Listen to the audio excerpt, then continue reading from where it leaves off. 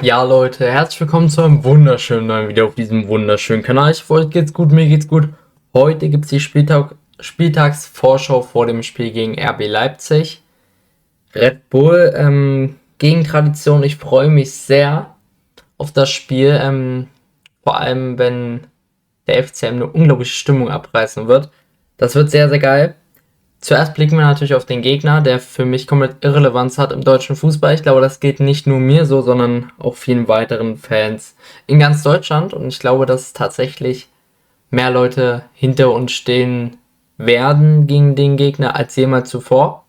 Das kann es auch stark machen. Wir müssen daran glauben, es ist klar, es wirkt unmöglich, aber unmöglich ist halt nichts im Fußball und im Endeffekt ist nur, kann man sagen, 2 Ligen Unterschied. Aktuell ist RB mit 26 Punkten, zweiter Platz, 8 Siege, 2 Unentschieden und 2 Niederlagen. Aktuell in einer etwas schlechteren Phase, aus den letzten 3 Spielen gerade mal einen Sieg geholt.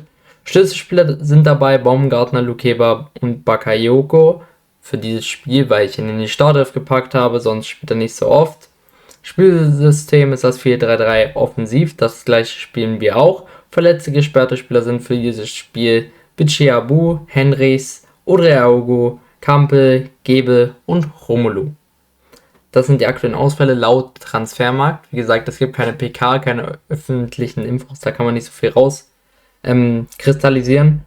Van de Voort steht im Tor. Ich glaube, das ist ihr Pokaltorhüter, wenn ich mich da richtig entsinne. Baku rechts außen, Orban in der Mitte, Castello, Lukeba in der Mitte, Raum links. Wie gesagt, ich denke mal, sie werden mit der Stammelf spielen. Die werden nicht völlig durchrotieren. Das wäre sehr, sehr dumm von ihnen. Seiwald im Mittelfeld, Schaver, Schlager und Baumgartner in den offensiven Zehnerräumen. Bakayoko rechts, Hader in der Mitte und links Nusa. Diamonde, ich schätze mal, ihm wird man vielleicht mal eine Pause gönnen. Das wünsche ich mir sehr. Vor allem, nachdem er jetzt sich seine Nase gebrochen hat, dass man vielleicht sagt, er kommt in den letzten 30 Minuten. Würde vielleicht ganz schön sein. Damit blicken wir aber auf uns. Ja, es wird sehr, sehr interessant. Bei uns hat sich personell nicht so viel getan. In 3 Tagen ist es aber auch jetzt nicht so normal, sagen wir mal, dass sich da so viel tut. Einen Ausfall haben wir definitiv, der aber auch bereits schon zum letzten Spiel stattfand. Nämlich, dass Hyrien ausfallen wird. Das sieht sehr danach aus. Ich habe ihn einmal mal hier mit sicher reingepackt. 10 Punkte aus den letzten 14 Spielen konnte man holen. Schlüsselspieler dabei sind Artig, Ulrich und Matthiesen. Spielsystem ist das 4-3-3 offensiv. Lurik, Hugonet, Heber, Almström und Hyrien fallen aus. Und damit kann man eine Startelf basteln. Und das ist eigentlich eine fast kopierte wie zum Spiel gegen Nürnberg. Das ergibt auch eigentlich nur Sinn. Eine Änderung gibt es da. Die ist auch taktisch bedingt, muss ich sagen. Mal gucken. Ich bin sehr gespannt, ob euch diese Änderung gefällt oder nicht. Das würde ich sehr gerne in den Kommentaren wissen.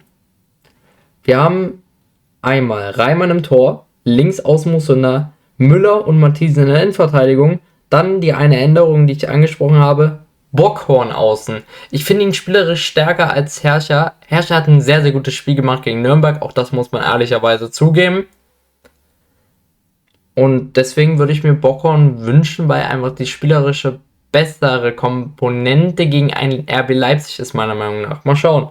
Gnaka im Mittelfeld, Ulrich und Michel wieder die zentralen Zehner oder Achter. Muss man dann schauen, wie es im Spiel wirkt. Neuenberger, Zukowski und Artig im Sturm. Ja, ich glaube, Michel wird spielen.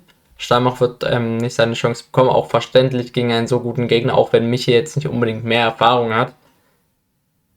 Und ja, damit ist es die Startelf. Eine sehr interessante Startelf. Ich hätte sehr, sehr gerne Hugonet in der Verteidigung gehabt. Aber leider wird er so schnell nicht fit. Und damit kommt mein Tipp. Ja, nenn mich gerne verrückt, aber ich kann nicht für RB Leipzig tippen. Das werde ich niemals in meinem Leben machen können. Außer es sind ganz verrückte Tage. Deswegen tippe ich 2-3 für uns. Ich weiß, es ist unrealistisch. Es könnte nicht unrealistischer sein in unserer aktuellen Phase.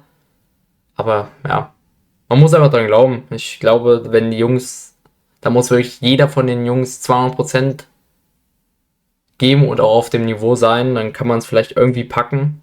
Und Leipzig muss einen beschissenen Tag haben.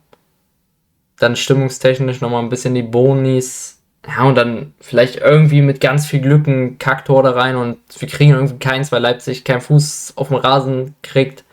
Eine glückliche Rote, irgendwie sowas. Man muss halt dran glauben. Und damit schreibt gerne eure Meinung in die Kommentare, lasst ein Like und ein Abo da, das würde mich riesig supporten. Dankeschön an jeden, der das macht. Ich wünsche euch noch einen wunderschönen Tag und wir sehen uns gegen Leipzig.